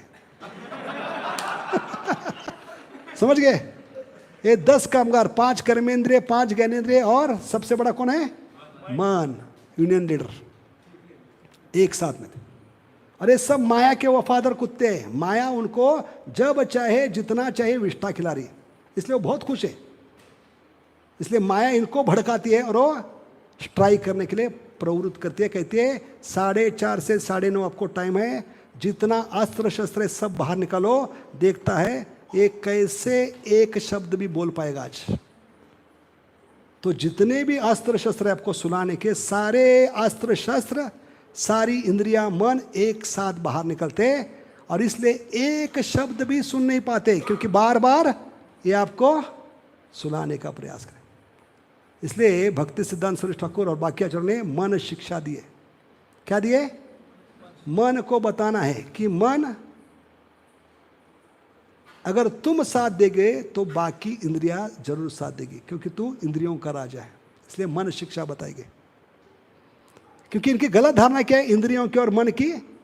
काम हम करें, माला उंगलियों से हम घुमाते हैं, स्पर्श इंद्रिया, जीवा से हम बोलते हैं, कान से हम सुनते हैं, मन को लगाते हैं, लेकिन फायदा आत्मा किसको जा रहा है? आत्मा को जा रहा है। ये श्रवण कीर्तन आत्मा का खाना है। काम हम करें और आत्मा बैठकर खा रहा है। अभी कौन सा वर्कर है जो पूरा महीना काम करेगा और उसका पेमेंट दूसरे के अकाउंट पे जा रहा है? वो बगावत करेगा कि नहीं? तो ये कारण है। इंद्रिया और मन बगावत क्यों करते हैं? 24 घंटा हमें काम करना है, चिंतन करना है, मनन करना है, माला घुमाना है, हाथ से काम, मुंह से बोलना है, कान से सुनना है। और हमारे काम का फायदा किसको मिल रहा है? आत्मा के अकाउंट पे जा रहा है। तो जरूर स्ट्राइक करेंगे, लेकिन मन को ये एहसास दिलाना है, मन को कन्विंस करना है कि आत्मा की भलाई में सबकी भलाई है। आप लोग सब साथ दोगे तो इसी जन्म में हम इस शरीर को त्याग कर आध्यात्मिक जगत में भगवान की सेवा में वापस लौट सकते। इसको कहते हैं मन शिक्षा। समझ गए? इसलिए ये दूसरा कारण है, क्योंकि सारी इंद्रियां मन स्ट्राइक करते। तीसरा कारण क्या है? शरीर क्या है? अविद्या जाल। किसका जाल है? हाँ, शरीर पूरा किससे बना है? तमोगुण से बना है। फिर भी शरीर कार्यरत क्यों है? क्योंकि इसमें आत्मा है। जब तक आत्मा है तब तक शरीर काम करेगा, लेकिन इस शरीर की कुछ कोई कीमत नहीं जब आत्मा नीचे उतरेगा। तो आचार्य कहते हैं शरीर के कार्यों में फिर से वो शक्ति नहीं लगाने जो आत्मा से मिल रही। समझ गए? ये पहले ठीक था, हमें आध्यात्मिक ज्ञान नहीं था, आत्मा के बारे में मालूम नहीं था, हम शरीर समझकर सारे कार्य शरीर के लिए। जब आध्यात्मिक जीवन में आते हैं तो हमें आत्मा के सर पे उठने के लिए कम से कम फिलॉसॉफिकली कन्विंस करना है कि मैं शरीर नहीं आत्मा हूं, और आत्मा से जो भी ऊर्जा मिल रही है, जो भी शक्ति मिल रही है, फिर से शरीर के कार्यों में नहीं लगाना है। तो हम जानबूझकर शरीर का तमोगुण और बढ़ा रहे हैं। समझ गए? इसलिए ये क्या करना है? शरीर का जितना भी ऊर्जा मिल रही है आत्मा से, उसको फिर से भौतिक कार्यों में नहीं लगाना है। तो फिर से क्या होगा? शरीर का तमोगुण बढ़ेगा और इतना बढ़ता जाएगा कि आप सोने के लिए वो मजबूर करेगा। तो ये 3 कारण आचार्य बताते। इसलिए हमने आज देखा कि परिश्रम करना है तो अभी आत्मा के लिए करना है, क्योंकि आत्मा के 4 ही कार्य होते हैं। तस्माद एकेन मनसा भगवान सात्वताम पति श्रोतव्य कीर्तितव्य ध्येयश्च पूज्यश्च नित्यदा। कितने कार्य आत्मा के? 4 ही कार्य। भगवान के बारे में सुनना, भगवान का कीर्तन करना, भगवान पे ध्यान देना और भगवान की पूजा करना। और ये भी चारों कार्य एक स्ट्रोक में हो सकते हैं अगर प्रेम से हम भगवान का नाम लेंगे। इसलिए king of all Sadhana is chanting, hearing in chanting. कैसे? जब 16 शब्दों का उच्चारण करते तो कीर्तन हो गया, वही 16 शब्द कान से सुनते तो श्रोतव्य हो गया, श्रोतव्य कीर्तितव्य हो गया। उसी भगवान के नाम पे ध्यान देते, क्योंकि कलयुग में भगवान पे डायरेक्ट ध्यान नहीं दे सकते, क्योंकि चंचल ही मन कृष्ण। इसलिए भगवान कलयुग में नाम के रूप में आते ताकि ध्यान करना आसान हो। इस नाम पे जितना ध्यान करोगे, उच्चारण स्पष्ट और सुनने का प्रयास, इसको ध्यान का है। जितना करोगे तो भगवान पे ध्यान होगा। तो तीसरी चीज पूरी हो गई, श्रोतव्य हो गया, कीर्तितव्य हो गया, ध्येयश्च हो गया। अभी पूजा कैसे होगी? कलयुग में नाम की पूजा होगी, क्योंकि कलयुग में भगवान नाम के रूप में आ रहे। कली काले नाम रूपे कृष्ण अवतार। इसलिए यशोदा मैया पे सिखलाइए, सिर्फ आप मन का मंथन करो। मन का मंथन करने से क्या होगा? जो समुद्र मंथन में नहीं हुआ वो होगा। समुद्र मंथन में क्या नहीं हुआ? गोपाल गोविंद कृष्ण प्रकट नहीं हुए, स्वयं भगवान प्रकट नहीं हो गए, जबकि 33 कोटि देवता थे और सारे असुर थे। ये सब ने मिलकर परिश्रम किया, लेकिन गोपाल प्रकट नहीं हुए, क्योंकि वो खुद के लिए कर रहे थे। उनको अमृत चाहिए था। समझ गए? खुद के लिए चाहिए था। लेकिन यही परिश्रम भगवान के संतुष्टि के लिए करोगे। जैसे मैं दधि मंथन कर रहा हूं, आप साधक लोग मन मंथन करो, क्योंकि शरीर मटका है। शरीर किसके समान है? यशोदा मैं बता रही है, मटके के समान है। दही, मन दही के समान है। क्या समानता है दही और मन में? दोनों में विकार होते। दूध में विकार आने से, क्षीरम विकार विशेष योगात, दही का बूंद डालने से, छाछ का बूंद डालने से, नींबू निचोड़ने से अगले दिन वो दही क्या बनेगा? दही। दूध क्या बनेगा? दही बनेगा। क्षीरम विकार विशेष। ऐसे भगवान ने मनुष्य जीवन में जो शरीर दिया है, मटके के समान है, उस मटके में दही डाल के दिया है। दही क्या बनेगा? मन, मन का दही। जबकि बम्बई में क्या कहते हैं? दिमाग का दही। लेकिन यहाँ पे शास्त्र क्या कहते हैं? मन का दही बनाओ, क्योंकि मन में विकार होते हैं, काम, क्रोध, लोभ, मद, मोह, मत्सर। इसलिए मन बनेगा दही, शरीर बनेगा मटका, और महाप्रभु मथनी पर लेके आए। क्या लेकर आए? क्योंकि गोपियां एक्सपर्ट थी, यशोदा माई एक्सपर्ट थी, इसलिए भगवान गोपियों के रूप में आए। श्री कृष्ण चैतन्य, राधा कृष्ण आई है। क्या लेकर आए? सबसे बड़ी चीज, वो गोपियों की भावना, अनन्य भावना, भगवान के प्रति प्रेम।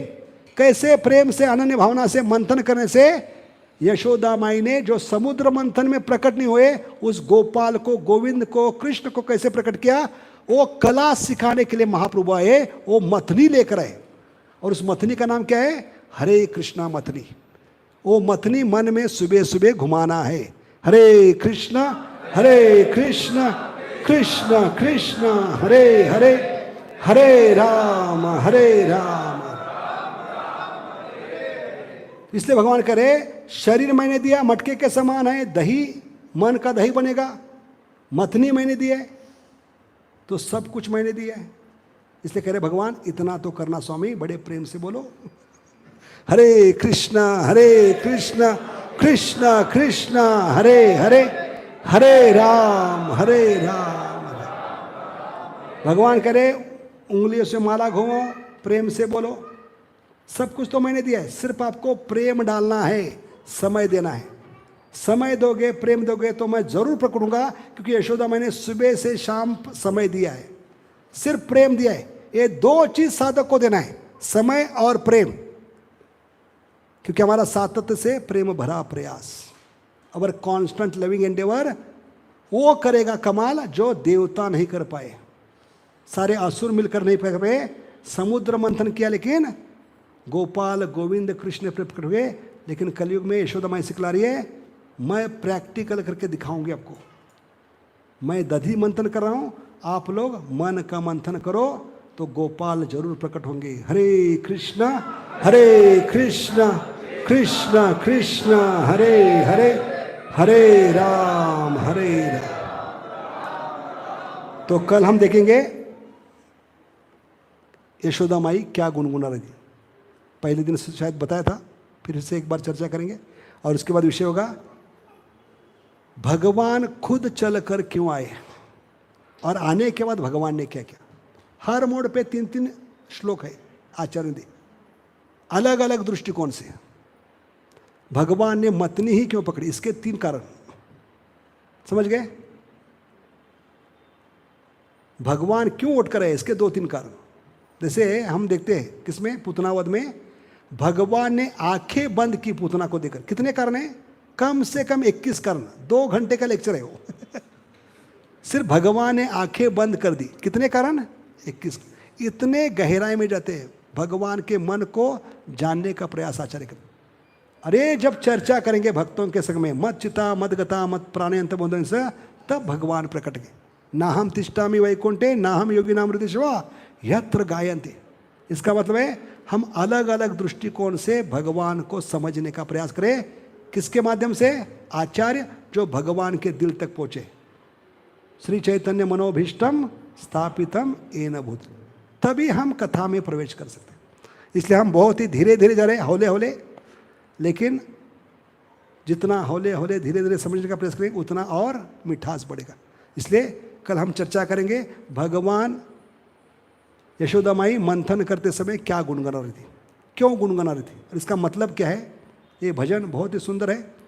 और उसके बाद हम चर्चा करेंगे भगवान जब आए तो डायरेक्ट मथनी को हाथ क्यों डाला है, इसके 3 कारण। ऐसे हम इस कथा को धीरे धीरे आगे बढ़ाएंगे, जितना समय है उसमें हम इसको चर्चा करने का प्रयास। बहुत बहुत धन्यवाद। हरे कृष्णा।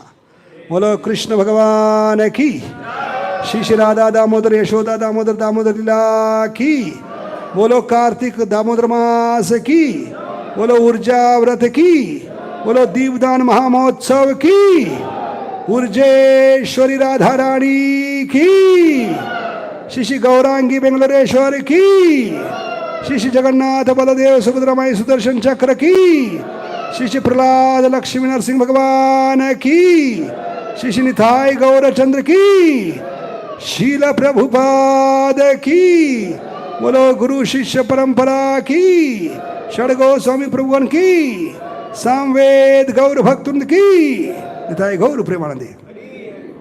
तो अगले कुछ दिन ये कथा चलेगी, सिर्फ 2 तारीख को छोड़कर, ठीक है। उसका नोटिस बाहर लगाए। तो संडे अगर कार्यक्रम है तो संडे में भी इसको हम आगे बढ़ाएंगे, नहीं तो सैटरडे तक ही चलेगा, सिर्फ 2 तारीख छोड़कर, ठीक है।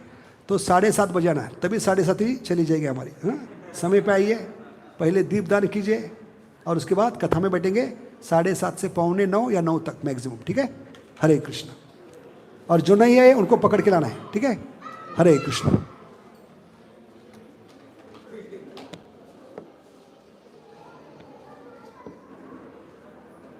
ठीक है।